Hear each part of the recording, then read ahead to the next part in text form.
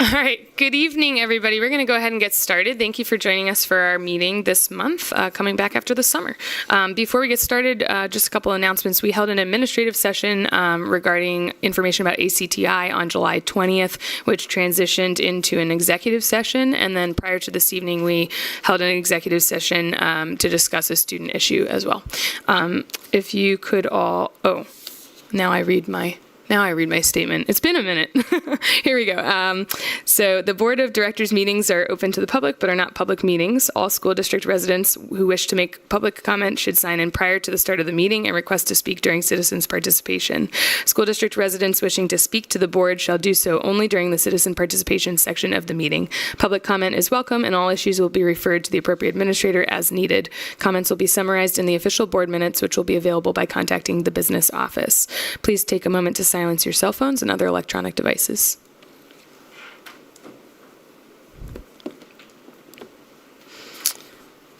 All right, and Dr. Moyer and Mr. Dickerson have been excused this evening. Otherwise, everyone is here. Please rise for the Pledge of Allegiance.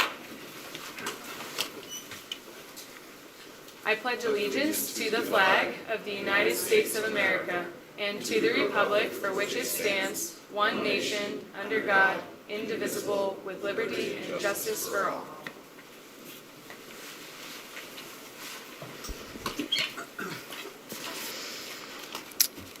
All right, we are moving on to our citizens participation section for this evening. We have two people who are requesting to speak. We will start with Alicia Pozlowski. Did I say that correctly? Welcome to discuss the ACTI taxes. Good evening. Good evening. I had some questions when I saw Kelly Levison's article as well as Jan Mao's.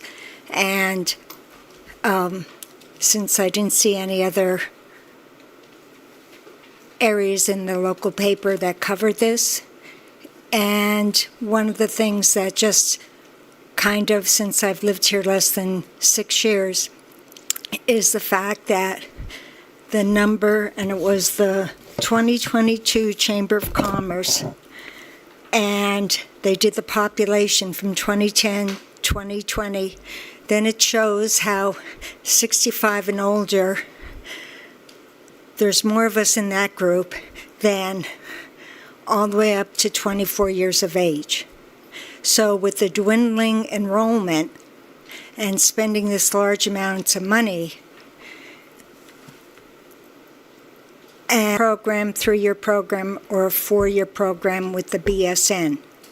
So now with medical assistants, and I'm not sure how many more licensed practical nurses there are, or is this a certified medical assistant, or what type of nursing services? And maybe you can explain that to everyone here. Thank you. Great, thank you. I can speak to one of the items that you said, which is in terms of enrollment for ACTI services in technical vocational school. That enrollment is going up. There's a lot of need for students who are looking for that type of schooling and not enough space for them right now. So that is part of the reason for expanding services across the county. But we will be talking more about this even tonight. We'll move on to our second speaker, Victor Lombardi, talking about school taxes in VOTEC building. Welcome. Just want to basically reiterate the concerns of spending 70 to 90 to plus $1 million for a facility when the enrollment seems to be declining for other. To your point, VOTEC interest may be up, but from what I understand, enrollment elsewhere is down. From what I understand, buildings are underutilized. If I'm not mistaken, they just did major repairs to these others for up to $34 million last I heard. And now it's another 70 to 90 million. I feel like the priority of citizens and taxpayers, many of whom have no children in the system and haven't had children in the system, are paying this burden. And now it's going to be another large sum. And so I just feel like there's a number of people here that feel that way that might not be speaking today. But I just want to reinforce that there's a lot of people that feel that way. And I just want to know if you've taken that into consideration as you deliberate with your proceedings. Generally, school taxes, I think, are upside down from the township taxes. It's exorbitant relative to the township taxes, and it's out of whack. And I think it's a deterrent to people moving here. You're up 2.3% according to the Chamber of Commerce Census Bureau, which is, and I dare say most of the people that have moved here, Conaway goes up apparently, Cumberland's up, and generally that housing is older people. It's not people, as far as I can tell, it's not people moving in with children. So I think you should be responding to this. And if anything, with the increased tax base, you should be considering whether you could lower taxes for the constituents, not only in the county, but particularly in our township as well. Okay, thank you. Thanks, Victor.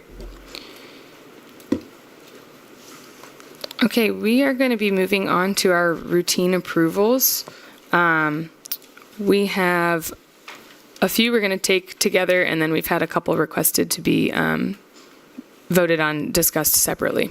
So I'm going to start by asking for a motion for 5.1, the agenda, 5.2, the regular board meeting minutes for the 1st of June, 5.3, the minutes for the 15th, putting those three together in a motion. So moved. Second. Thank you. Any discussion or questions on those? Hearing none, we'll start with Tim. Yes. Justine? Yes. Dave? Yes. Donna? Yes. Ryan? Yes. Kathleen? Yes. And I vote yes. All right, now we're moving on to our academic handbooks. Looking for a motion for 5.4, the elementary handbook, 5.5, the middle school handbook, and 5.6, the high school handbook. So moved. Second. Thank you. Any discussion or questions on those? Dave, go ahead. What are the changes? Because of the problem with. Because of the problem with the agenda manager and getting everything so late and voluminous, I would like to know if there's any critical changes to those handbooks and where that is positioned. I was going to ask them to be pooled, but I understand then we can't do it until September. Yeah, and that's critical to our enrollment. To my understanding, there weren't any critical changes, but we do have representatives from each level here to highlight the changes that were in there. If we could start with our elementary, just highlighting any specific changes that were in our elementary handbook for this year.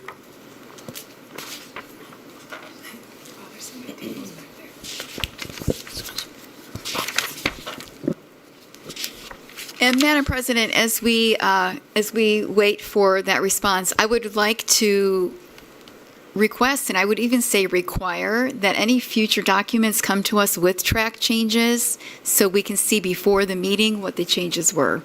Thank you. Sure. The changes in the elementary handbook were very minimal. It was more to make sure consistency among the building and to clean up language and duplication of maybe items that were in various spots. But it was more of a cleanup than to adding new policies or procedures or anything like that. It was more consistency and to make it clean up and easier to read for families. There was an additional change to the elementary handbook involving our new math curriculum. The handbook also lays out curriculum from various things with the adoption of IM Math that was detailed in there, which replaced everyday math as well. And that's that one that we reviewed not a mere few months ago. Yep. So just to be clear, then, the only substantive changes were related to the math curriculum. Okay, thank you. Correct. Middle school? Hi there. Middle school, again, ours are just simple little things also. As a district, we decided not to send, in the mail report cards anymore, so that changed to they'll all be electronic. There was an attendance time change, what constituted a half-day absence, so that has changed. There's also, for educational trips, we changed that from 10 days to 8 days, so that's something new in there. And the photography, this was in everybody's handbooks this year about the media, student photography, media use. When Mrs. Sanders comes around and takes pictures, parents now have to write in that they would prefer their child not to be on that list or don't want their child photographed. So that's a change we all added. And I believe that is it for the middle school. So basically it was changes, which I'm guessing Chris will share exactly the same things. And I believe, Ms. Sanders, those changes were emailed to our families upon enrollment as well. Yeah, at the high school, we took advantage of just cleaning up some formatting issues and doing some like WCAG compliance, removing some tables that we had and making it more in a paragraph format. We did work on consistency with elementary and middle school as far as some of our attendance language and just kind of how we handle things. One update is promotion guidelines. Some of those things were not in our book. The practices that we've had were not in the handbook, so we actually just wanted to make sure that we outlined what they were, mainly for our reference, our counselors' references, and parents' references, as well as the 10 days for an educational trip college visit. We clarified that as 8, and that includes college visits. We also have spent a lot of work last year on our Warrior Way and just kind of cleaned up like our school-wide behavior expectations with some fresh, we're still be here, be involved, be committed, and be kind, but just a fresh look at it. Thank you all. Any other questions for our administrators regarding the handbooks?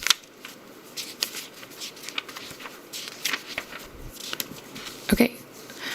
We have this on as a motion for approval for the middle school handbook, high school handbook, and elementary handbook. Any other questions? Okay, going to take it to a vote, starting with Justine. Yes. Dave? Yes. Donna? Yes. Ryan? Yes. Kathleen? Yes. Tim? Yes. And I vote yes. Moving on to our athletics handbook. There was a request to pull this one out and vote on it separately. Could I get a motion for 5.7? So moved. Second. Okay, questions? Was there Dave? anything changed in that as well compared to the high Yes, schools? the athletic handbook, and I know we talked about this. I actually mentioned this in my program report at our one of our meetings in June. We are moving to the classes that we require our coaches to take. It was 3. We've dropped it down to 2. We also put it, included in our vector system, which is already paid for. So there'd be no need for coaches, volunteer or otherwise, to have to pay for those courses any longer. So that is in there. Those changes are in there. There were some pieces about reimbursement that we also had talked about wanting to touch on. So for volunteer coaches, we're going to continue to require a credit card or bank statement that shows proof of payment. We do not need the W-9, but we do need proof of payment. So we have that in there as well, what our coaches will need to submit in order to get reimbursed. But the major change was that we are going from those 3 classes down to 2 for certification, and that we're putting them with our vector system so they're paid for by the district. Thank you. Any other questions? Dave, go ahead. Yeah. I'd like to bring up academic eligibility. So I've been coaching, this will be my 4th year of volunteer coaching. One of the eligibilities is that as long as the student athlete, and I say student athlete, does not fail more than 1 course, they can continue to play. To me, I think that's a disservice to the student. I think that should be changed. If you're failing, you don't play the games. You can practice, you can stay part of the team, but you have to go and obtain the extra effort to go to the tutors, to go after school, to go to the teachers, and get your grades up. I think it should say no less than a D, and that gives me heartburn. But no less than a D, and I'd like that modification put into this document. So I know that I believe our eligibility requirements follow what is required from PIAA. It does. If we are going to change that, that would probably be something we would need to discuss to put in for next school year.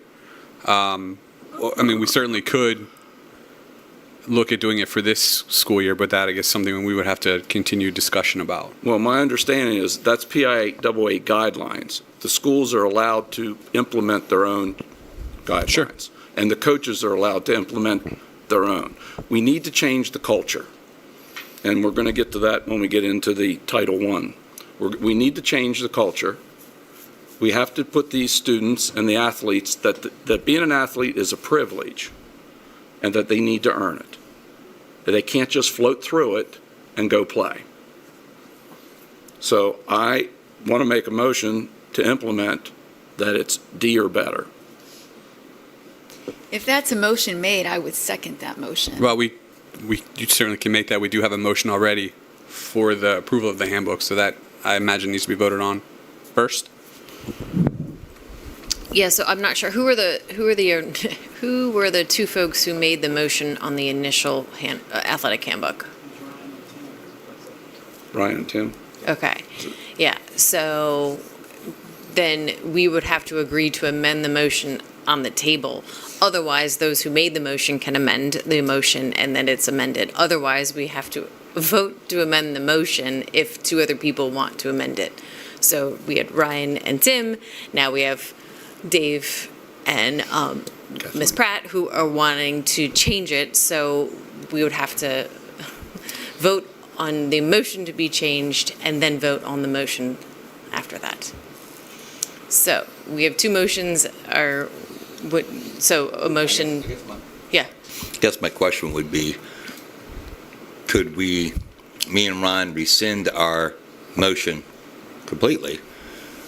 Yeah, you can withdraw your motion. And motion. vote on whether we're going to do that or not, and then It's the same result. motion to approve the. Same result. We have a motion, whether you guys want to withdraw your original motions or whether you want to vote on the motion on the table, either way, I hear you, Tim. We just need to vote on whether we want to approve the motion as revised. Well, I don't remember who. It was Ryan. was it? It was Ryan and Tim, and then Ryan, now. But who it was seconded Dave who and Beth first? Ann. I don't know. Ryan made the was motion and you Okay. seconded. I don't remember either. So I will put forward that I am comfortable with rescinding the motion. You're going to withdraw. I'll second that. You're going to withdraw the, okay, so there's now no motion on the table, technically, and so you can now make a motion, because right now, the only thing was the athletic handbook, right? It wasn't a joint one, right? So it's just the athletic handbook, so, So I'm going to make the motion that we amend the academic eligibility to D or better well, the question I would have that to the was. handbook. The question I would have is, other than this particular amendment, is your motion to approve it? Yeah, well, yeah, to approve the handbook with this change. And there could be other people with other changes, so that's why I don't know if other people have other recommendations for changes that would change the motion. But we can certainly talk about the motion on the table of revising the eligibility, like you had said. Correct. Yeah. So Beth Ann, you still second it, right? Or Kathleen. Kathleen. I'm sorry, I say Beth, I'm sorry, Kathleen. Although I Just do so- like that name, Beth Ann, but it's Kathleen. I do know a Beth Ann Pratt, so. Go ahead. But so you still second it, right? Yes. Yes. Okay. Okay, so now I'm hearing that the motion on the table is to accept the athletics handbook with a revision of academic eligibility for D or better rather than as it's written for accepting like one class failure. That's how I understand it, but we Yes. need to make sure each board member understands. Does Well, everyone else ahead. understand what we're discussing at present moment? Yeah, so the wordsmithing, I think, has to occur on page 14. That's the only place where I see the text failing and grade reports within the document. And at the top of the page, students may not be failing in one or more course. Students who are failing in more than one course will not be allowed to participate in or dress in athletic contests or scrimmages, travel with their respective teams to away contests. So that is, I think, Needs to say they cannot fail any course. right. Well, but it's broken out into a couple different. So there's markings at the end, that end mid-season and at the end of the grading period, as well as this infers like a running grade. Correct. That you would get as an update on Skyward. That's what the part says in the beginning of that. They get it each Friday. Yeah. This is during the season. So The other part is based on what their record was the previous year to start the fall. Can I also make just one Go ahead. small suggestion? We certainly can also make a motion to table this and do this handbook at a later meeting. I would not be unhappy if we had the high school principal and or the athletic director as part of this conversation as well. I know Chris is here representing the high school, but Mr. Lusk, our principal, and Cody, our athletic director, are not able to be here tonight. I would certainly like to have their input on this as well. Can we do it the next meeting? We can. We Okay. can. So if the motion is to table this handbook till the next meeting, I can start an email conversation with the board and include the high school administration on what we want to change the eligibility to, and get the input of our athletic director and principal as well. I have a pretty simple suggestion, actually, pretty simple suggestion. I can email this out, but we can pretty easily replace 2 sentences that read, students may not be failing more than one course. Students who are failing more than one course will not be allowed to. We can delete those and add a very simple sentence that says, students who have earned a D or higher in all courses may, and then the 2 bullet points. And again, to clarify, that is really just for that particular week in season. Sorry, and then to confirm that too. So if the grades come out on Thursday, let's say, and you would be failing, you couldn't participate in that Friday, that specific Friday or that week, and you wouldn't be eligible again if you got your stuff up until the next Thursday. So you had to get your grade above passing by that Thursday to Correct. be eligible for that Week-to-week Friday. basis. That's correct. And this, I imagine, is also throughout the season of whatever sport it is that they're enrolled in at the time. I would be curious to, in including or getting some sort of feedback from Cody and or Jeremy about the impact this has right now on. I know Dave has his own experience with coaching, but kind of knowing how much this influences our sports teams. And I will say I don't at all disagree. I was a coach in previous districts that I've worked, and we've had different eligibility guidelines as well that were a little bit more strict than what PIAA recommends. But again, in this situation, I would prefer to have Mr. Lusk and Mr. GASD as part of the conversation, if you're all willing to table this until our next meeting. And I have one other question. Would it be possible to get some documentation while you're doing these emails of how many students were put on academic ineligibility because of where they're at, or how many could have been put on if they were in D, just so we know how many, how much of a detriment is this to that? We can look to get some reports from last year's data. Thanks. Sure. So I'm looking back at Lee now because this is a change again if we're motioning to table it, but we'd be motion. There is no motion at the moment, correct? There is a There motion. is. at the Dave would have moment. to rescind his Got motion it. and ask to table it. That's what I Dave know would have Ryan to do. rescinded his. Correct. So, Kathleen. so the easier way to say this is the 2 folks who made the motion can override their motion and ask for it to be tabled. If other people request for it to be tabled, we have to vote on the revision of the motion and then the substance. So if Dave and Kathleen are okay with tabling it and want to revise their motion in that way, we're okay.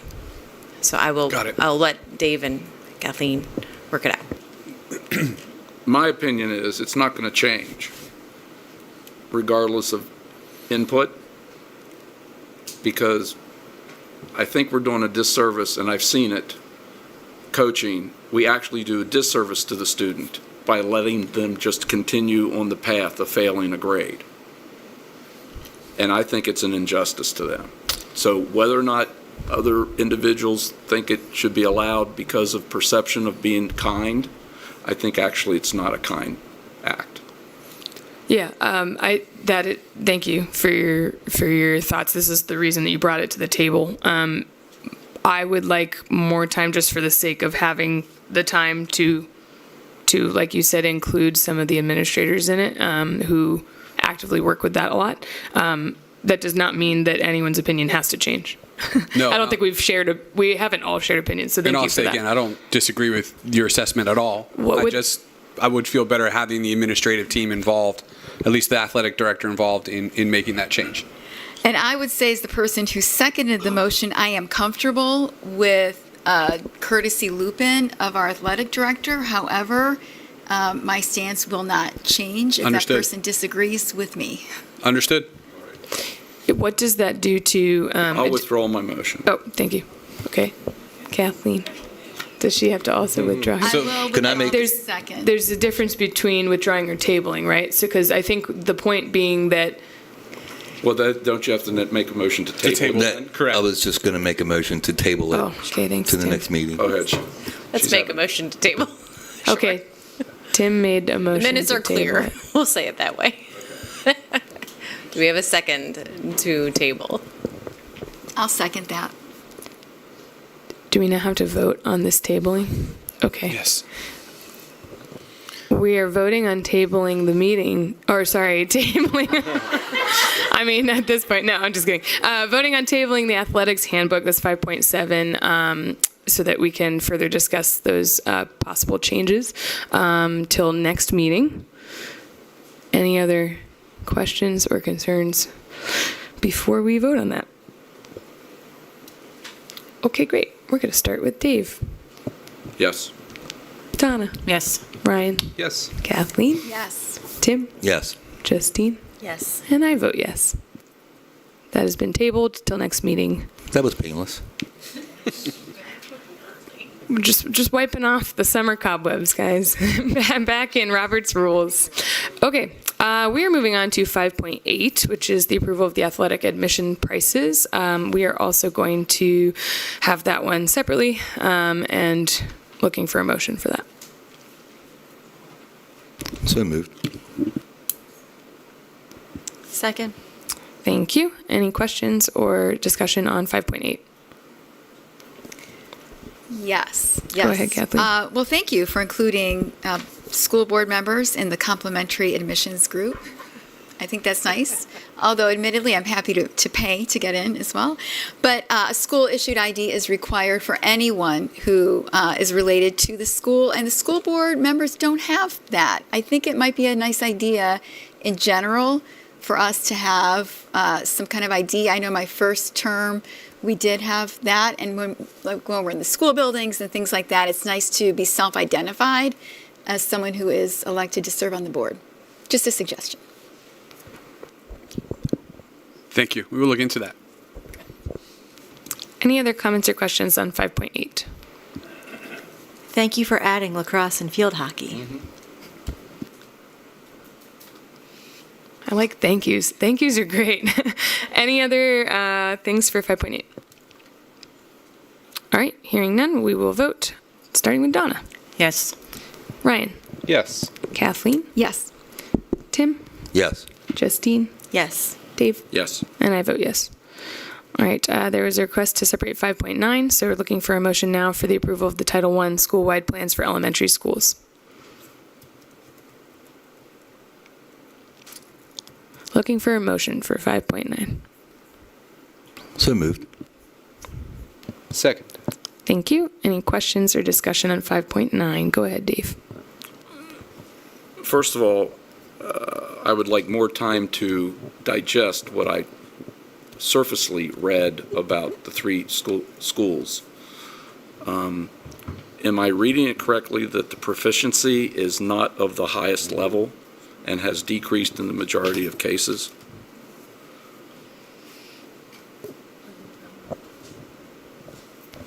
What do you mean by not at the highest level? Well, I mean, if you read the reports, I'm trying to read it. I understand, I'm not a teacher. Sure. I can tell you basketball, but I can't tell you. But, for instance, like the Fusco Challenges, it says indicator, it said 24.1% of students were proficient in one category, 12.9 was proficient in another category. Oh, in another category, 47% in the category 28.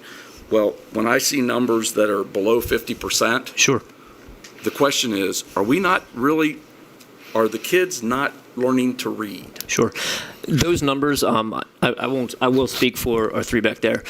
Those numbers, I have to imagine, are certain subgroups, and with those subgroups that are reported, it's likely that there are minimal students in there, 6 or 8. It's just not minimal students. It's also the majority of students. Correct. Our percentages, we will release our PSSA results coming up in October to the board with our academic things. They are down. However, as we look at this across the state and across the county, we're seeing a relatively similar comparison of about 50%. Sometimes 58%, 46% based on the grade level and content area of proficiency on the PSSAs. Again, that's only one measure. We also have other measures with our Acadience measures, our STAR testing measures that show us some other areas of proficiency as well. Well, here's my issue. My issue is like this one, and you go through all of them, it says 57% did not meet the interim target, and this is a decrease in performance from the previous year. There was a lot of that. Sure. How should I approve something that is deficient? I can't. Well, the plan is actually not approving something that's deficient. It's approving different steps that we're taking to see if we can gain better proficiency scores. Yeah, so I think to follow up on maybe what, and maybe not, but to approve the Title I plan, from reading some of the attachments and seeing, like, James Getty's was exceeding state average in ELA and math. But then I think the question is more of what is the plan that we're approving? And I know it said at the bottom of a few of them, there's new math curriculum. Sure. And then there's that one or two of the elementaries had in there to work to strengthen Tier 1 ELA instruction. What does that look like? Is that the hiring of new teachers, new reading specialists, big picture? No, so the big picture is what we're looking to approve in these plans is simply the goals that are put forth in the goal-setting program there. Those are the big ideas. As you mentioned, Mr. Seitz, the document is massive and has a lot of steps and data and everything like that, and is really, really hard and complicated for our teams to compose as the state works us through there. Basically, what we're looking is at the goal statements to improve those proficiency levels. The data that we have is sometimes from last year or even the year before, based on our future-ready schools. That's why we use a lot of our local data, because it's more live, it's more real. But we're looking at the goals that are set forth, the math goals that are there. We're not hiring more staff to do that. Some of our schools are looking at some different programming as far as what interventions we can put in place. We've most recently talked about looking at the data we receive from a particular intervention source. Obviously, we're not getting the results we want, so how can we change it? How can we reimagine it? What can we do differently? Because if we continue to do the same thing, we're not going to get any different results. Well, that's what's lacking in this for me, is how. It says you want to, you wish to, you would like to. That's not a plan. And one of the other things that I want to touch on, and I know, as Dr. McFarland said, we're going to be doing our academic presentation in September, October, which normally in previous years we've done it in April, but the data was from a year old, so we wanted to do it in September, October, when we have this past school year's data. One of the things that we talk about in that presentation quite a bit is the difference between achievement and growth. When you're looking at some of these achievement numbers, again, this is on PSSAs, which is like a one-time snapshot of how that student took that test that day. But when you talk about growth, it's did the student make an academic year's worth of growth from the beginning of fourth grade, for example, to the end of fourth grade. And if you look at some of the comments, notable observations in these documents, for example, looking at Lincoln's right here, I know it says 43% of the all-student group were proficient or advanced on the ELA PSSA, which is a decrease in performance from previous year. However, the all-student group met the standard demonstrating growth, which means the state standard for achieving a year's worth of growth in that building was met. And then again, if you go down to ELA for that same building, it says academic growth was 72% and the statewide average is 75%. So we're kind of right in that same area. And a lot of this information will be presented in September, October when we do our academic review of how we did last year. But when I did this presentation, my last year as assistant superintendent, I spent a lot of time talking to the board and doing some education on the difference between proficiency and growth, because when you talk about proficiency, again, it's one snapshot when they do their PSSAs, that one point in time. But then when we focus on growth, we're focusing on how did they do for a year's worth of academic growth from September to June. And that will get into more detail when we get into those presentations. And to wrap that up, we do have action steps in these plans for each one of their goals. There are several of them. Just looking at the one plan I have opened up right now, I believe just by the nature of it, it is James Geddes, as they are going to increase their math interventions by looking at data and meeting in teams on a more frequent basis and providing that math intervention a minimum of 3 to 5 times a week, which is something new. So those action steps are in here to meet those specific goals that are listed in there as well. There's a few in here about providing increased fluency instruction, which it will aid in our reading acquisition as well. So those action steps are in there and focusing on those specific things, which then will, like you said, hopefully get to our goal. So in September, we'll receive metrics. Correct. Okay. I'm just curious, I mean, there's the changes with the PSSAs this year was that they became all computer-based, is that right? So that's correct. They are all computer-based across the world, or across the state. Across the world. Yeah, across the world, yeah, right. But Gettysburg Area School District was kind of a pioneer in that. When that information came out, I believe in 23, and they said, hey, we're going to make you do this in 26, we said, let's just do it. So we've been doing it for quite a few years. There have been increased complications with that. I'm happy to see that State Bill or House Bill 1015 has recently come out, which looks like, if I'm making some inferences here, they're going to look at some state testing very, very heavily in the sense of the cost that it's taking to put on these state tests, as well as the time it takes away from the classroom and how accurate of a picture they're giving to families and the communities of how well our schools are doing. A lot of language in House Bill 1015 regarding that. Great. Since I know you're keeping a close eye on that, please keep us updated. I'm very interested in that as well. Any other questions or thoughts on that document? Go ahead, I do, Kathleen. actually. So I've got the Lincoln Elementary document open, but it's the same on all 3, just different pages. So page 24 talks to us about, where is this? On grants. So maybe that's the wrong one. Anyway, so Lincoln Elementary, page 24, we see that the elementary schools are not receiving 2 pieces of funding: school-wide improvement set-aside grant and school-wide Title I funding allocation. What is the source of those 2 pieces of money that we're not getting?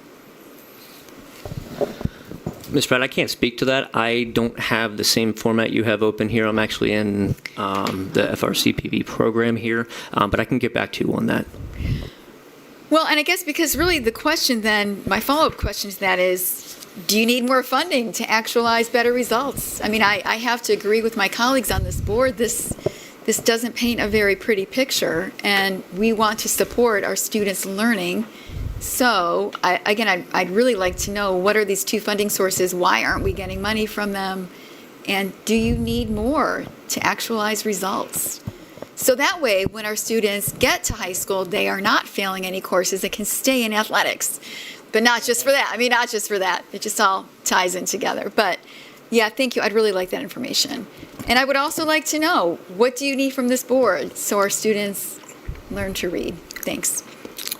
Kathleen, would you mind sending the specific wording that you're looking at in an email to us so that we get that correct? Thank you. Any other questions or thoughts on 5.9? Yep, go ahead, Tim. And I agree that the numbers, of course, what we're seeing and not dissected, aren't varying, but also, and agree if there's money we're supposed to be getting, we're not getting is one thing, but I don't think necessarily throwing money at it is the fix. I think part of the problem is the interaction with the families, with the school district, and the students at home, media, social media. You know, the kids don't go home and read books like they used to. They go home and they get on their phone. So it's a lot of different things that are happening that get to the result where we're at. And I get the teachers can only do what they're doing here, and if the children don't practice at home or practice what they're being taught, it's not going to stick with you. So it's not just about, we have to get the community engaged with the families and with their children to get this resolved. One last thing for me, just to follow up on what Dr. McFarland said, these Title I plans are state-required plans that we need to submit. A lot of the information at the beginning, just format-wise, is our building teams going through the data, and then, kind of putting in our strengths and weaknesses. And then as you go through it, when you get to like the action steps, those are the plans that we intend to take this year to, yes, help, bring these numbers, to certainly bring these numbers up. And again, when we get into September, October, and we have the plans or the academic presentation from last year, you'll be able to see how that went last year. And then with what we're looking to do this year, I know there's some action steps and goals that are part of this plan. So knowing that this document here is a state-required document for us to approve in the timeline right now in the school year, and that there are, of course, action plans that Dr. McFarland pointed to in the document. It's great to hear the board, wanting to get behind supporting students learning. That's what you'd hope from any school board. So I wondered maybe just an update. Sure. I think I found what Ms. Pratt was referencing on page 24. I went through my documents. I think I found it. Looking at the school improvement set-aside grant, we do not receive that because we are not in school improvement at the elementary level, so we would not be eligible for that. And looking at the Title I funding allocations, are those the ones you're referencing? Yes. So if again, after doing this document for 10 years, I wish it was better and easier for our staff. Underneath the school-wide funding allocation, we do receive school-wide Title I funding. It says false. School does not receive Title I funding, so it's kind of like a double negative in the sense that we do. The question is, does the school receive Title I? School does not receive Title I funding. Our answer is false because we do. Yes, our principals and teachers do this for 40 pages. We need grammar education as well. So, Jeez. That's correct. Great. Thank you for trudging through the document to fill it out. But yeah, I think just moving forward, getting some updates on that and any ways in which we could support the process would be helpful. Any other thoughts or questions? Donna, go ahead. So after we get the data in the fall, are these plans allowed to be revised? Yes, in fact, they do. Our teams, that's something we were monitored this year on these plans and things like that, and some things I've talked with our elementary principals are about coming back into this and having this a part of their ACT team meetings. They are indeed meeting with their staff and their teachers on a weekly, bi-weekly, monthly basis, depending on the cohorts of their education, special education, ESL, and things like that. But going back to these goals and our specific Acadians benchmarks, they are evaluated, they are looked at, they are revised, just because as the goals we set up, if we meet our end of the year goal of 75% efficiency in December, we're not going to quit. I mean, we have to revise that, so absolutely. Well, and that's also something that points to when we do get the data back in September, all of the growth that's shown is a result of that, a direct result of that. So thanks for your continued work on that. Any other thoughts or questions on this document before we take the vote? Okay, hearing none, I'm going to start over with Ryan. Yes. Kathleen? Yes. Tim? Yes. Justine? Yes. Dave? Yes. Donna? Yes. And I vote yes. All right, we're I'm looking for a motion for 5.10, the approval of the ACTI nursing agreement, and 5.11, the approval of consulting physician contract, to take those two together. So moved. Second. Thank you. Any questions or comments on 5.10 or 5.11? Hearing none, we'll start a vote. Kathleen? Yes. Tim? Yes. Justine? Yes. Dave? Yes. Donna? Yes. Ryan? Yes. And I vote yes. We're going to take 5.12 on its own, student expulsion waiver agreement, looking for a motion for that. So moved. Second. Any questions or discussion? Okay. Vote then. Tim? Yes. Justine? Yes. Dave? Yes. Donna? Yes. Ryan? Yes. Kathleen? Yes. And And I vote yes. And last but not least, in routine approval is 5.13, human resources recommendations. Looking for a motion. So move. Second. Any questions or discussion? Hearing none. Justine? Yes. Dave? Yes. Donna? Yes. Ryan? Yes. Kathleen? Yes. Tim? Yes. And I vote yes. All right, we are moving on to our information items for this evening, starting with 7.1, which is the Administrative Guideline 204 for attendance. This has to do with some of the things and changes.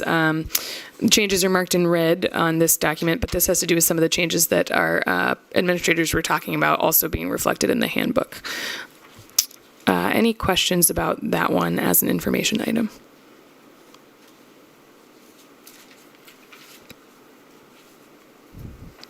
Great, hearing none.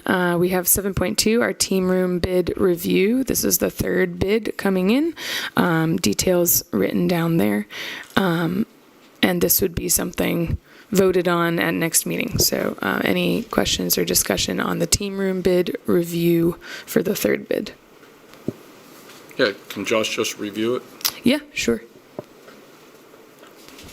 Well, I'm sorry, what was the question? We're looking for Just a quick overview. somebody to give a quick overview of this where we are in this process. Okay, so what you have up in front of you is the overall cost of the bid 3. I, on my spreadsheet, have the variance between the two. Overall, on below the box is the variance overall in bid 3.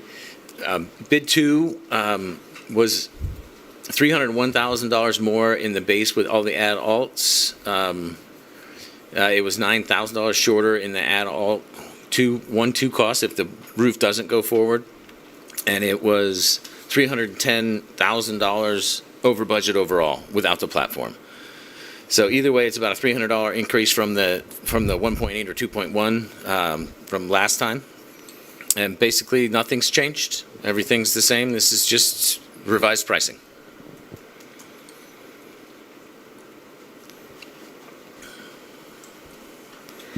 So That's, what are you looking at? You're looking at a, excuse me, what?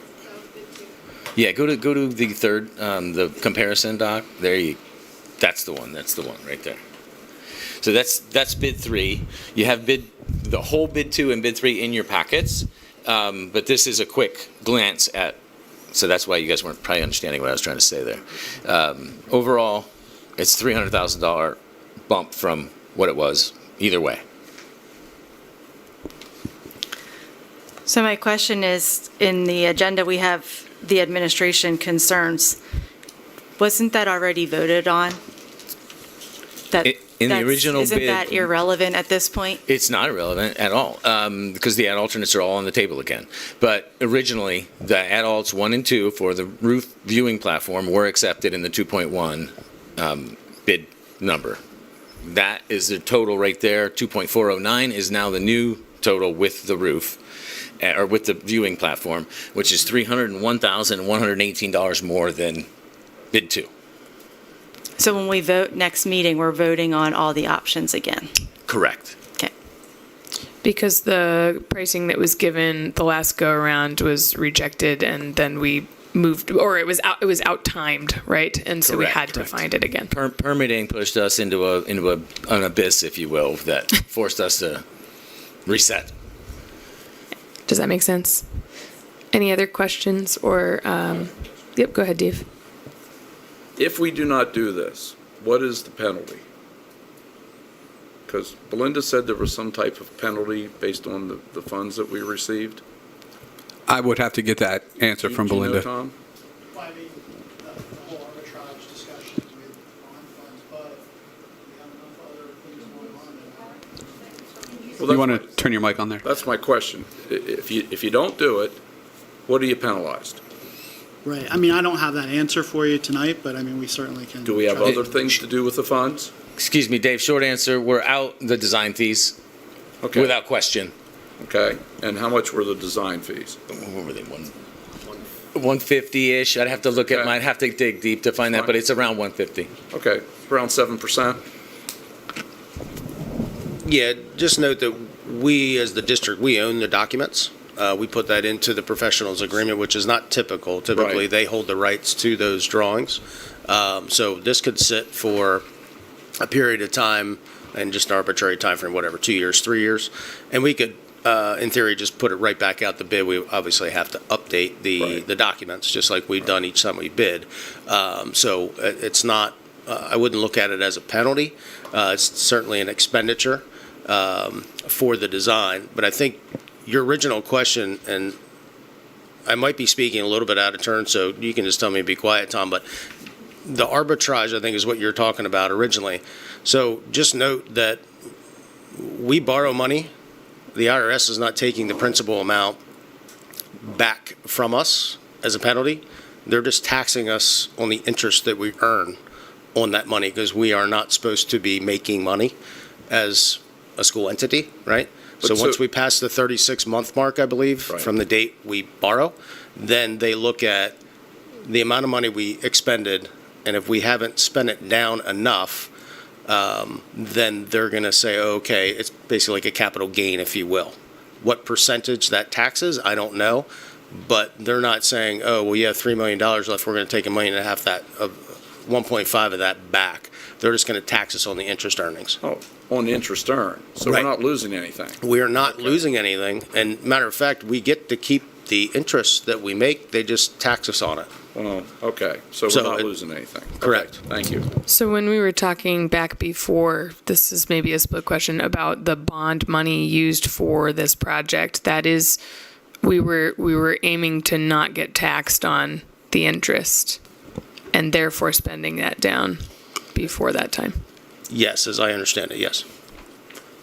Yeah, the problem is it's a very complicated calculation, of course, because it's the IRS involved. So it's not easy to answer what the penalty is until it is calculated by professionals that are hired to do that. So Well, it sounds like it's not a penalty, it's just you're paying your normal taxes on what you make. So you're getting to keep the percentage that they're not taxing you on. right, basically, like Josh says, it goes off of the if we earn too much interest, they don't like They that, just- so they Okay, so take they it just from us. tax your interest on it. You Right, and the exact amount you're not sure, but that is the process. Okay. Sounds good. And note, the reason why arbitrage is taking effect is because we borrowed that money at like 2.2 or 2.6%, and we're earning it. Tom's genius investing plan is getting us probably 4, 5, or maybe 6% interest. Nice. Right. Great. Okay. Thank you. Any other questions that can be answered about the 7.2 team bid review? Well, I'll just say that I know this was a decision made by a previous board. I continue to have heartburn that it really serves few students in the overall scope of our school district, and we just raised taxes 3.5%. So if we can find ways to not spend money on things that are nice to haves, I will always encourage that. So I am curious to know, and I think we probably could know in the next 2 weeks, what is our cost if we don't move forward with this project, and we can compare that to our cost if we do move forward. So Tom, thank you for getting us that information.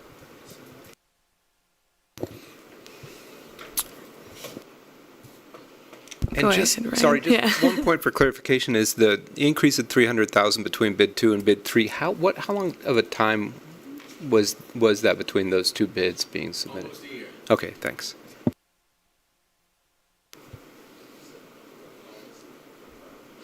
Any other questions about 7.2?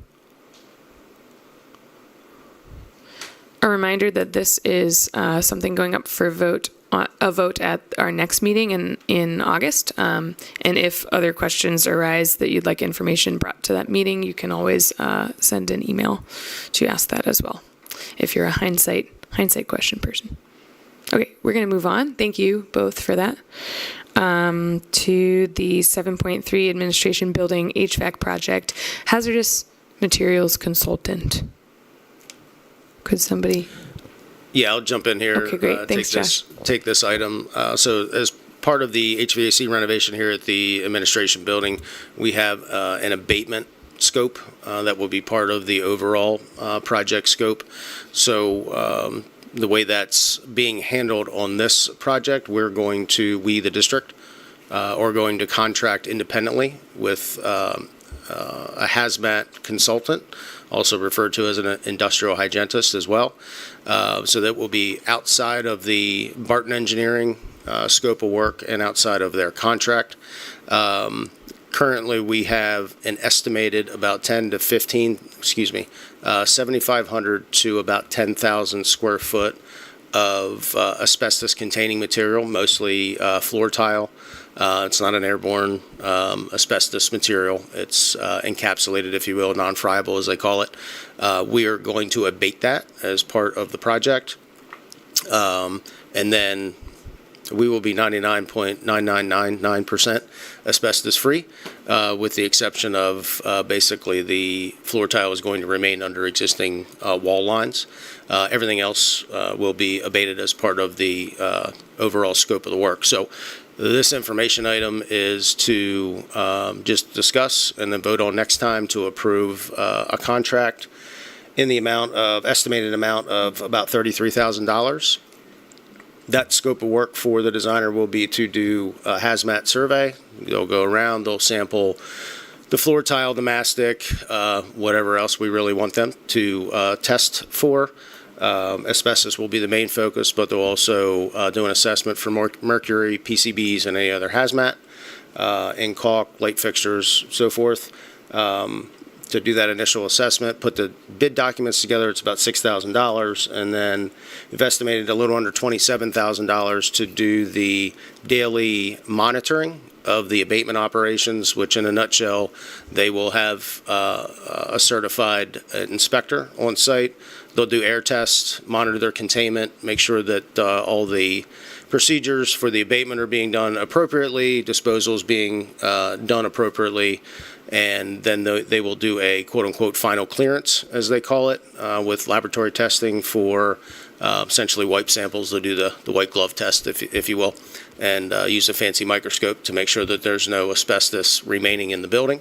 And then at that point, we can move on with the rest of the demolition and construction. So again, it's about an estimated $33,000, 27 of which is going to be on a time and material basis. We don't know how long it's going to take to abate. So this number could fluctuate a little bit, but up front, it'll be about $6,000 to have them do their scope of work so we can get abatement numbers in from the general contractor in the big bid. So. Any additional questions on 7.3? Okay, thank you. Thanks for that overview. And moving on to 7.4, this is our ACTI land purchase resolution. This was an item for information at our June 15th meeting, and we're keeping it here to continue this discussion as we learn more. The recommended action here says that the board have further discussion on this or take action. I think that if it stays on, then we would be voting on it next meeting, but this is part of our conversation. So I know we have some people here, Dr. Payne, yes, a couple of people, Dr. Payne as well, to answer additional questions. And we as a board did get lots of questions answered about this project back in July, but this is the opportunity to continue that conversation and ask more questions as well.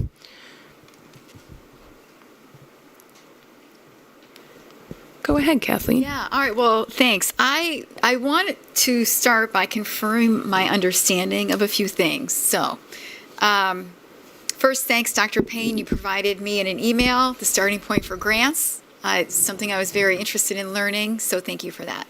All right, but I want to confirm that I understand all of this. So our cost, and by our cost, I mean the district's cost, if no grants are secured, is $3 million per year, $1 million for operations, and $2 million for building costs, and that's for about 30 years. Does that sound right? And I know this can't be exact, but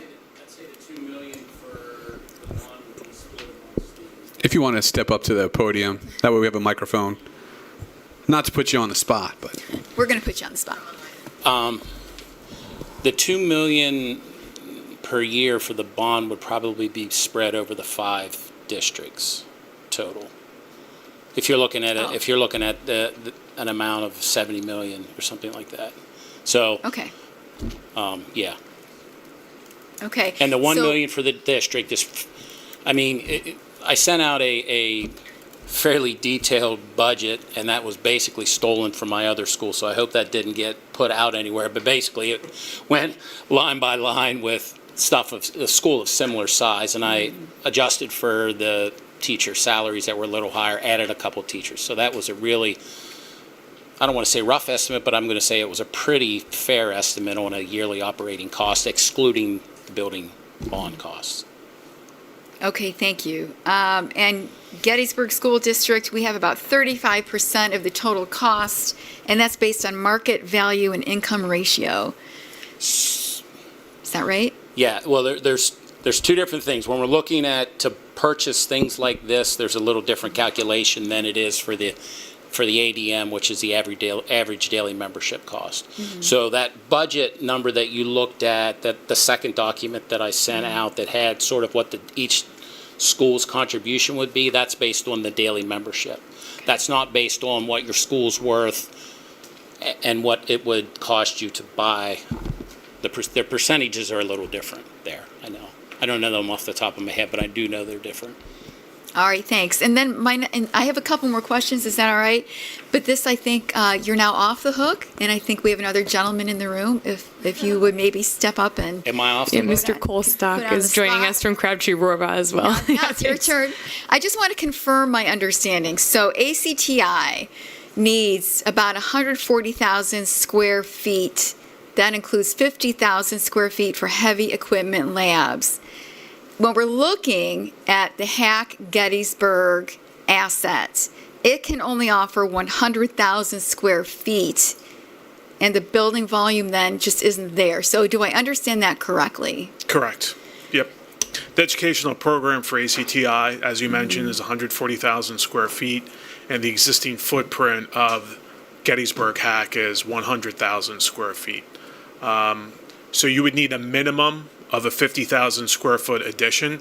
But what was problematic with the existing Hack building was it just didn't have the volume needed for some of the dirty labs. So there is potentially a 50,000 square foot addition that would have to be put onto the existing building. And when we consider an addition, again, this is me making sure I understand, we consider an addition. So for the 140,000 square feet, we need 25 acres to accommodate that. And when we're looking at the addition, we look at the Hack building envelope. Because of the wetland behind it, that building envelope is not there in the existing Hack envelope. Yeah, so the 25 acres, that is a minimum recommendation by the Pennsylvania Department of Education for a vacational building. It would start at 20 acres plus 1 acre per every 100 students. So that we've been looking in the study at a minimum of 25 with the existing wetlands and the floodplain and the existing impervious coverage. It could be technically infeasible, or you would definitely have some zoning issues to build a 40,000 square foot addition onto that existing building. All right, thank you. Dave, go ahead. Question. It's okay. What if you took the Hack building with its physical plant for more classroom curriculum and added on to our existing ACTI building to accommodate the rest of the dirty lab? Yeah. I don't know if I provided this information from the study that we had done in 2023. We did look at an option of building a new facility, and I can't recall if it was for the dirty labs or if it was for the clean labs. I believe it was for the dirty labs, so it would have been roughly like 50,000 square feet. Then moving all of the clean labs into your existing ACTI and actually relocating some of the ACTI programs that are within the high school out to the ACTI building. And at the time, the JOC and the superintendents, their recommendation was to not have two facilities operating apart from each other because of the operational management, administration. You look to have redundancy in staff, administration, things like a nurse. So we looked at that option, and the decision from the JOC and the superintendents at that time was to not pursue that option of two separate buildings apart from each other. Okay, so let's think about that for a second. School districts have multiple buildings already, and they're under one umbrella. So from a theory standpoint, I wouldn't say that that's true. I would disagree. Well, that's fine. I'm just giving you my opinion right now. Okay? Number two, to add on to the existing ACTI, you're doing a metal frame construction, as people call generically Morton Building Fabrication. At what price per square foot is that costing in today's world with prevailing wage? For an addition onto ACTI? With metal fabrication. Probably between the 200 to 250 square foot range, potentially. So that's 10 million. So that's 10 million. And then take your clean classrooms to hack if you can buy that for 10 million. Now we're at 20 with retrofitting, with renovations. So you might be into another 10 or 20. So now we're at 40. I haven't hit 70 yet. I think you need to relook at some things. So that direction is given to me from the JOC at I know, ACTI. but I'm just saying, I think you need to relook at some things with metal fabrication. We have done metal fabrication buildings. I mentioned a Cumberland Perry vocational school that we did an addition to, which is a steel frame building, metal fabrication. So the one that you're proposing for the total project cost of 70, is that metal fabrication? Mm-hmm. That has not been determined yet. Well, you had to do an estimate based on something. Was it masonry or was it metal fabrication? We put a range in there, so it could potentially be both. Well, no, you had a range of 70 million. That's not a range. That's an ideology. At the early estimate phase. Was it bricks and mortar or was it metal fabrication? That estimate for the high end, for the 70 million, would have been a combination of a steel frame and masonry. Okay. And what percentage of that 70 million is A&E? Roughly, soft cost is roughly 20%. 20%? Yep. Okay. So I am just this isn't a question for you, rather a clarification for some of the public that maybe has been recently following this. This board does discuss what happens with ACTI and is informed about it when it comes to the decisions made for the actual components, like what you're talking about, creating the building and then proposing that to our board. That is the JOC is the Joint Operating Committee, which is a board for ACTI that's comprised of school board members from all of the districts in the county, because it is a county project collaboratively. We do have the responsibility to approve things on this end when they come our way or not. That is a decision we can make, but some of this information, like what you're talking about, came from the decisions that board collectively made. Hopefully that clarifies a little bit. I saw some people ask, what is JOC? Are there other questions for either Dr. Payne or Mr. Wait, I can find it. Colstock. There we go. I had to look it up. Thank you. I got one. Yeah, go ahead, Tim. So I just wanted to, not really a question, but more of a comment. And I know for you, and not necessarily Dr. Payne because he's new, but for the rest of the JOC and the people that's been on ACTI for a while, it's frustrating in a sense because you guys do whatever study on whatever land and whatever you're going to do, and then every school district's board changes. So stuff that you've been doing 5, 6 years ago, nobody here knows nothing about it. And then they go, well, why don't you look at that? And you already have, or whatever. So, and I get it's kind of like you're repeating the same thing, or you feel like you're repeating the same thing to people who don't know nothing about it. So it is tough, and it's trying hard to get something to do when everybody keeps changing in a 4-year period and trying to get some kind of solution.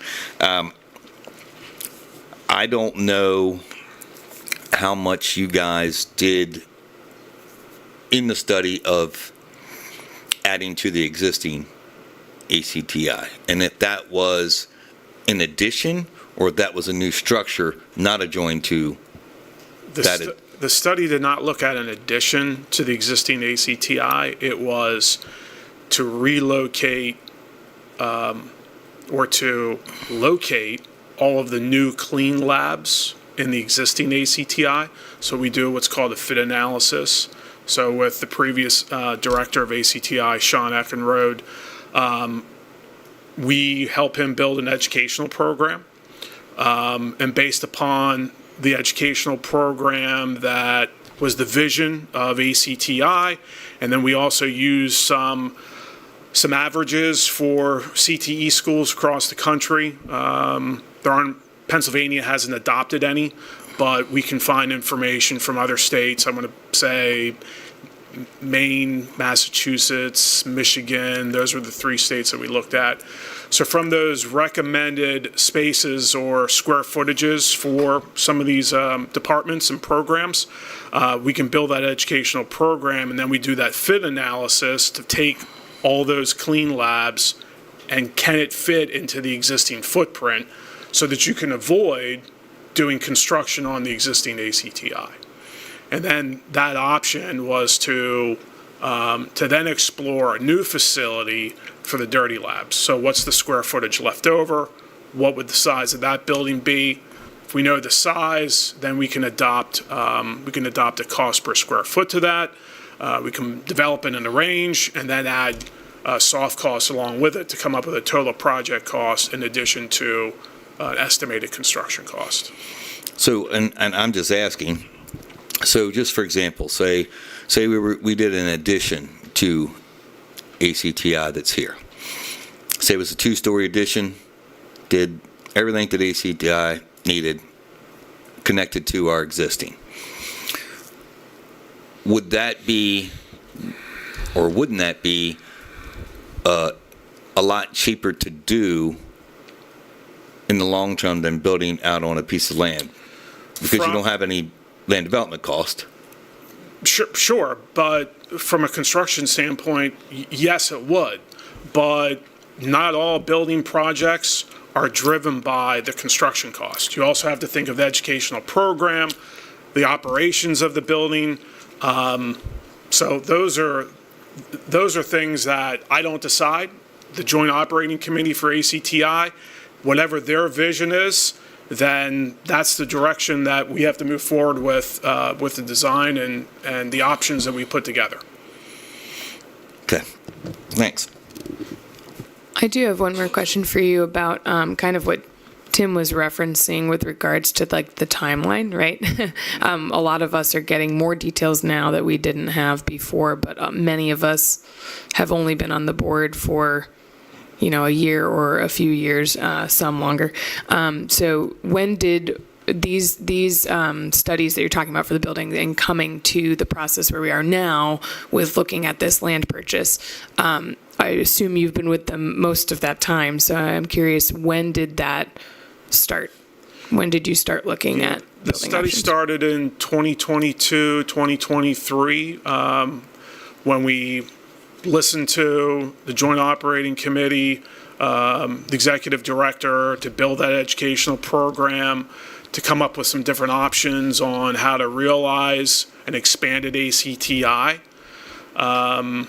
Then it moved into the Joint Operating Committee deciding that some of the hybrid options, that they were not preferred, and they preferred one new facility. So the next steps, what we recommend to them is no design can go any further.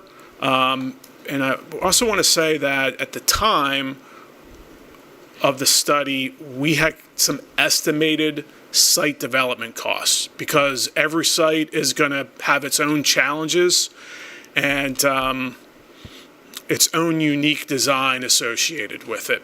So until we could move further, they needed to choose a piece of property for us to look at. But they needed some assistance and to assess some possible sites to develop on.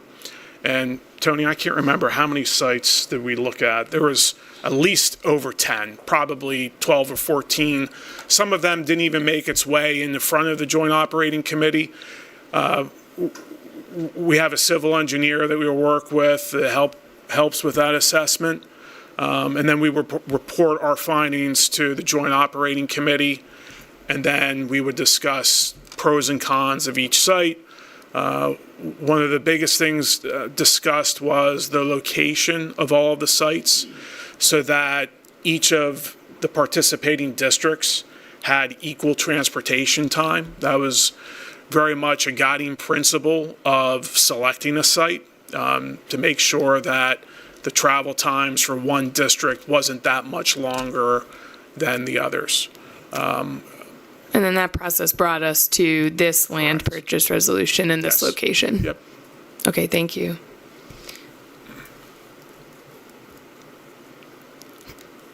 Go Well, ahead, I just Tim. want to say and that this property was not in the original triangle, but it just happened to be the ones that were in that triangle weren't very good. So that's kind of why it's at where it's at the moment. Yep.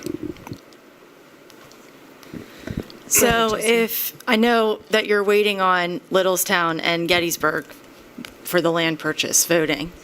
If it is voted down, does the JOC then come back together, and if a request for a fit analysis of the Hack building is requested, are you back at square one?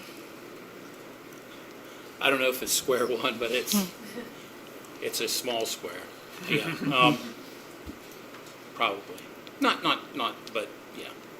And I just want to kind of go on the record also. You know, I'm fairly new here. I was hired to take over for Sean, and this project that was potentially happening, you know, I was willing and ready to take the ball and run. But I can tell you this, if you say, hey, we're going to purchase 17 construction trailers and put them side by side down Route 30 so you can service more students, then I'm going to be like, okay, let's do it, right? Like, we had 20% of the students that got rejected this year that cannot get in. When push comes to shove, you know, I want to do what's best and most for the students, obviously.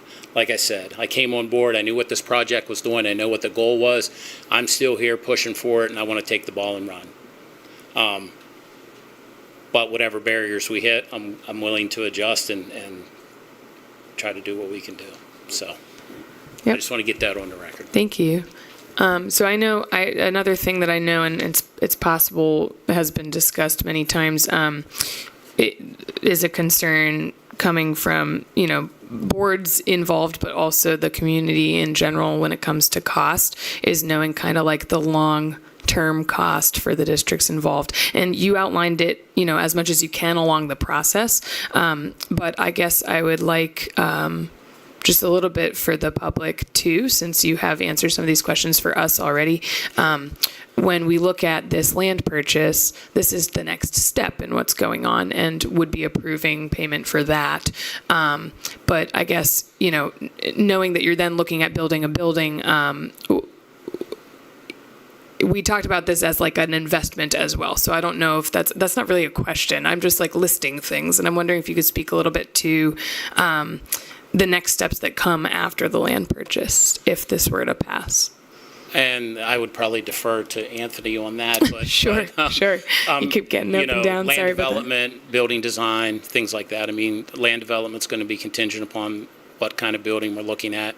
I kind of regret when we were here 2 times ago with Sean throwing that $70 million number out there, because that's the one that's getting all the traction, right? I think all of the 5 consortium schools have kind of looked, hey, we can put 30 million into this project, maybe 35. If we can build something for 35 or 40 million dollars, I'm willing to do that as well. This land purchase and how it's going down, and that $500,000 grant that we have to put towards that purchase really makes this an attractive purchase if nothing gets done there. Yeah, I don't know what else you wanted me to. Yeah, no, that's great. What I'm hearing from you that I think is an important thing is that the land purchase resolution being the next step allows for the next thing that can fit within whatever means is determined, right? Correct. But we're sort of at a standstill now until this land purchase would sort of at least start us on a trajectory a certain way. And like I said before, if we get down the road 2 to 3 years and we're like, this can't happen, we turn around and sell the ground. So, Ryan, go ahead. I have 2 questions. One is both of them are follow on from the earlier non-deliberative executive session, and one was about the grant and Yes. whether if we do the purchase and it falls through, or do they recapture the grant? Do they I recapture don't know the that grant? yet. Okay. I emailed them. They were on vacation, and I was at so I will get that to you.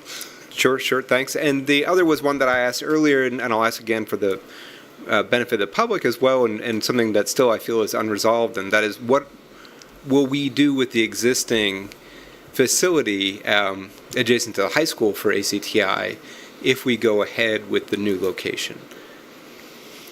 I don't know. That's a decision that the district would make, what we would do with that space. Is there anything in deliberation right now? Because I feel like that ties directly into these deliberations. There have been some discussions over the last, I would say, year plus since we've been talking about these conversations. Very 10,000-foot discussions. Nothing too concrete just yet. I have one other question. So, and it's 2-parter here. But Anthony, if they purchase the land till the new building would open the doors, how long are you thinking? I might be retired. That's a loaded question. Oh, yeah, it's loaded. Okay. The design should only take a year. Construction for a 140,000 square foot facility should take no more than 2 years. So that's probably 3 years at the most. However, every project, the design schedule is contingent on the municipal approvals to go through land development, NPDES permit with county conservation, and this project also needs a highway occupancy permit with PennDOT, which that could take up to a year, and the municipality may make that a condition of their land development, which could potentially expand the land development process. Well, some of these things can be concurrent. Yes. So best case scenario, I would say 3 years from the start of design until the building would open up. And obviously, we would want to try to time it that the building would complete for the start of a new school year to avoid a mid-year move-in. If I had to guess, I would say 4 to 5 years. So, and I guess this is my question, and since you're here, maybe you can ask if it makes sense. Does it make sense to say lease hack for those 3 or 4 years? We'll say 4 just to give everybody a cushion, okay? To did everything. Does it make sense to lease hack for those? And it wouldn't be the whole thing because I think they still have a nursing program in there. So whatever space that is, say it's 75,000 square feet, whatever. To start programs, get started, maybe not all 14, maybe instead of the 7, now we got 10 started for 3 years, so we're not losing these kids that want to do this. For 3 years, they wouldn't be able to do anything until whatever transpires. So you're getting some educational value for these kids. I'm going to say that would have a couple benefits. One, exactly what you're saying, we could serve more students. 2, that would start to get the operational cost closer to where it would be when it would be finished for the sending schools, if that makes sense. You know, if we go from 8 programs to 10 or 11 or 12, obviously there's going to be increased costs yearly to operate that. So that may make it a little easier when, let's just say hypothetically, the building gets built and we move in there and your operating cost to the district only goes up $400,000 instead of $1 million or something like that. If that makes sense. And I guess my question. But it's still going to cost money to lease. It's still going to cost, like there's still associated costs with it. And I get that, but you're serving more students at the same token. Correct. My question is, would HAC in that capacity work for you for just not necessarily dirty labs, but clean classroom stuff?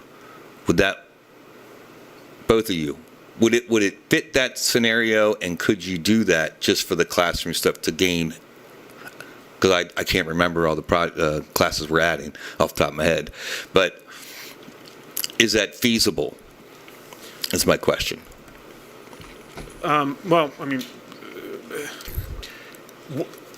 without renovating the space, I think that the school would have to have a deeper look into the layout of the classrooms and fitting their equipment. So that I can't necessarily answer. There are programs that lend itself better to that.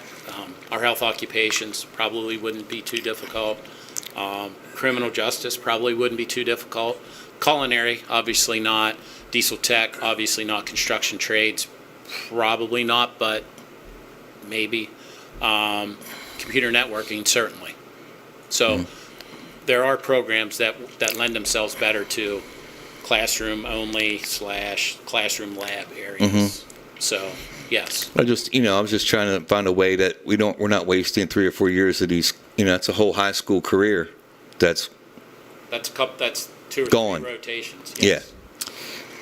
Yeah, you're talking about renting, right, Tim? You said renting leasing them. So it would be necessary at that point then, with that line of thinking, to not choose things where you then have to also renovate the building that we would be vacating eventually. I would assume that would be considered maybe or minimal renovations. Sure, when minimal, you rent a space, you can do certain things, but I mean minimal reservations to make it work for you, not like tearing walls out and millions of dollars worth of stuff, but just enough to get them in there that you could use that for those classroom projects and open up some other classes and go from our 7 to 10 or whatever it may be. Yeah, that's an interesting thought. You also, you are our JOC representative, are you not? I am, along with Justine. Yes. That would be an interesting conversation to bring to them, too. Additional question. So we have, 20,000 square feet right now? I don't know what that building is, actually. Josh? Yes. Okay.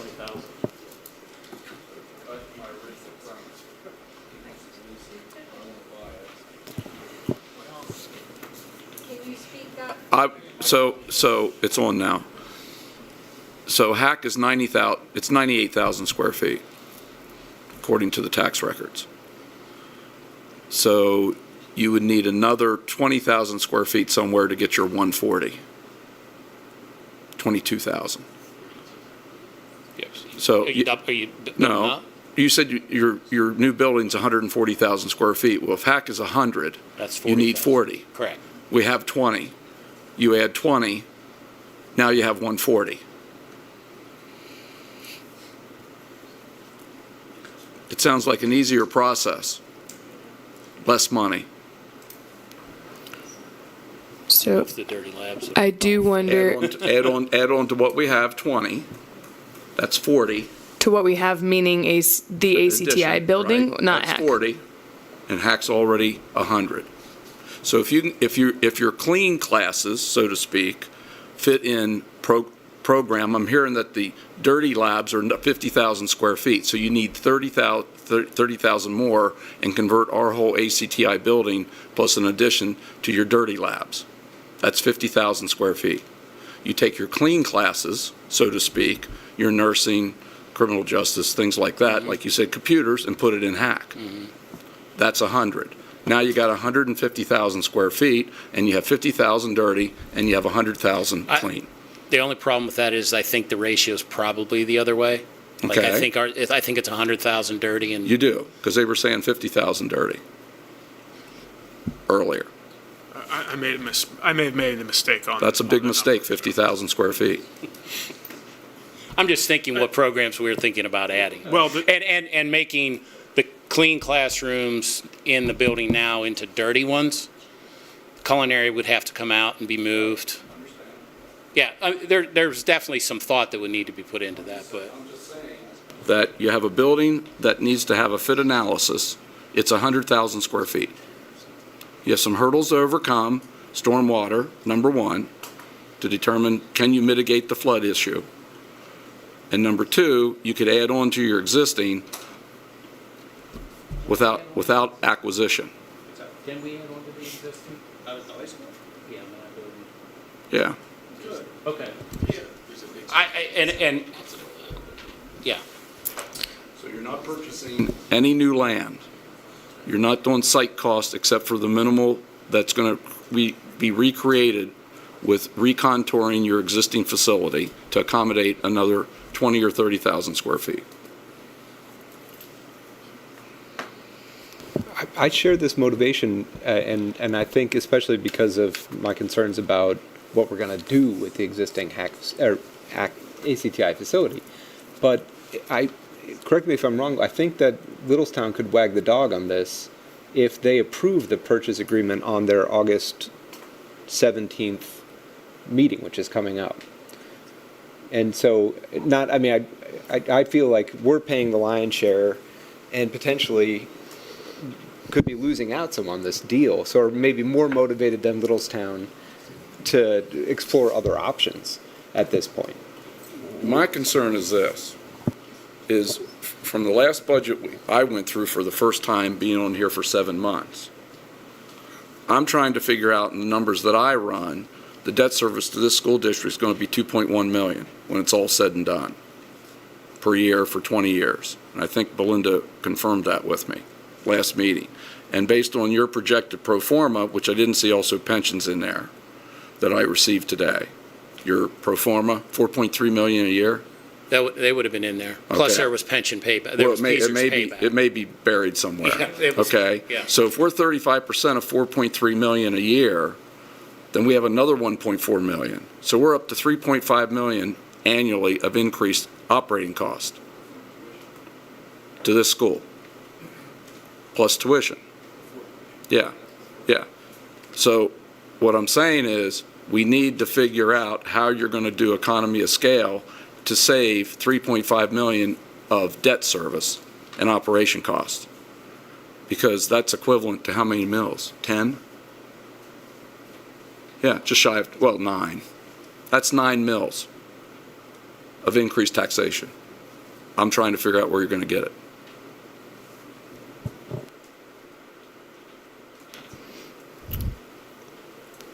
Tim and Justine, the next JOC meeting, will you bring our concerns forward to the greater group?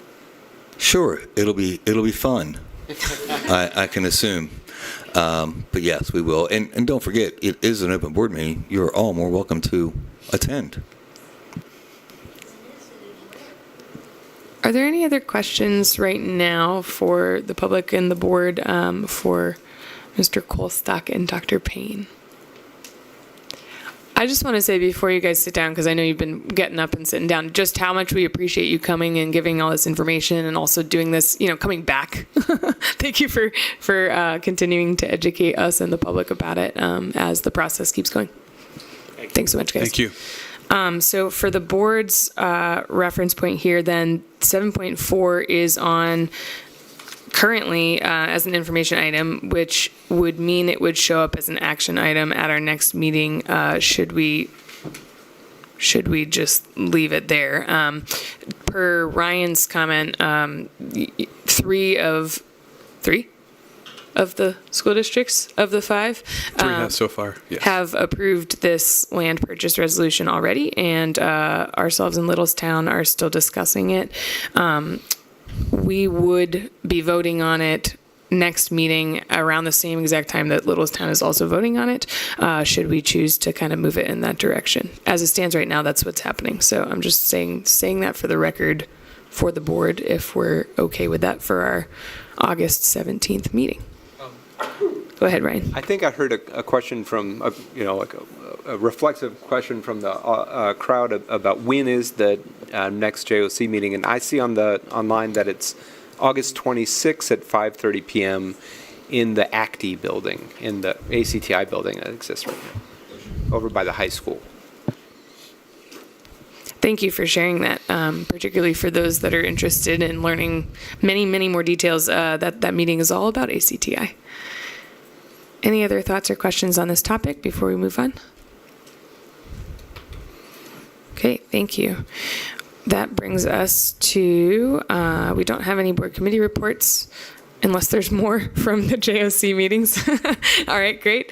Thank you all for coming. And now we're moving to program reports. Dr. Messner. Thank you. I want to start with some student shout-outs. We are very excited to share that two of our rising sophomores, Noah Puckett and Ryan Rudisil, earned 6th place in robotics and 8th place in manufacturing prototype at the National Technology Student Association Conference in Washington, D.C., so congrats to the two of them. And another rising sophomore, Henry Russell, also earned a top 10 national finish in the Future Business Leaders of America National Leadership Conference this summer in San Antonio, Texas. So shout out to all three of them. Our summer meals program has been going great all summer long. We've had a lot of turnout. I know Dr. McFarland and I have been there several times. We were actually serving lunch one day. I know Ms. Pratt was there one day to see what was going on. So this week coming up is the last week for that program. And we do have a special treat tomorrow for National Chocolate Chip Cookie Day. Families can come and join us at the middle school cafeteria for free baked cookies and fresh milk from 11:30 to 12:30. So come on out. And then to plug myself and Dr. McFarland a little bit, we will be we will be celebrity scoopers for the second year in a row at Mr. G's on August 12th from 6:30 to 8 o'clock that evening. If you want some ice cream from Mr. G's, it will be served to you by either myself or Dr. McFarland. So please come out and join us there. August 13th is opening day for our staff. And as everyone knows, since the calendar turned to August, we are around the corner from starting the school year. August 19th is our first day of school for our students. And I want to give a huge shout out to both our facilities department and our informational technology teams for all of the work that they've done behind the scenes all summer long to get our schools looking and operating as wonderful as they do for the school year, which is quickly upon us. Day one is August 19th. So we just have a few weeks left. That's all I have. Thank you. Can I, not to interrupt, but I want to give a congratulations to Tegan Kuhn, who is a St. Louis Cardinal, Gettysburg baseball player, first round, 32nd overall. Correct. Great, thank you. Anyone looking for some riveting evening reading? I want to correct a previous statement. It is actually House Bill 1505. That is the state testing. It's very long, so definitely put you to sleep tonight. Again, 1505, looking into our PA state testing. Super excited about it. I'll keep the board updated. Today marked our first day of district induction. We onboarded 9 new GASD staff members today, and tomorrow kicks off our county induction program, where our new staff members will have the opportunity to collaborate with other new staff members and administrators from across Adams County. Great. Thank you both so much for those updates, and thanks to the whole team in the Gettysburg School District who worked hard over the summer and also gearing up for a new school year. Very exciting that that's coming up soon. We are meeting again on August 17th, right before that school year starts, Monday, here in this room at 7 p.m. Could I get a motion to adjourn the meeting? So moved. No. Oh, sorry, Kathleen, Come on, go give ahead. it faster than that. Give it Items quicker from than the that. floor. No. So I want to be responsive to something that we've heard more than once in public comment and heard again tonight. And I think it would be really useful for this board to receive 2 things: a building utilization report. And I know we've talked about getting enrollment reports and enrollment projection reports. I know this is summer, I get it, but I think those 2 things would be very useful for this board to have. Thanks. And I'll be clear, I would like to have those 2 items. Thank you. Can you send an email as well, just so that you can Yes. outline what a building use report entails in your mind? Thank you. All right. Apologies for missing you over there, Kathleen. I will try again. Wait, anything else before we do that? Okay. Could I get a motion to adjourn, please?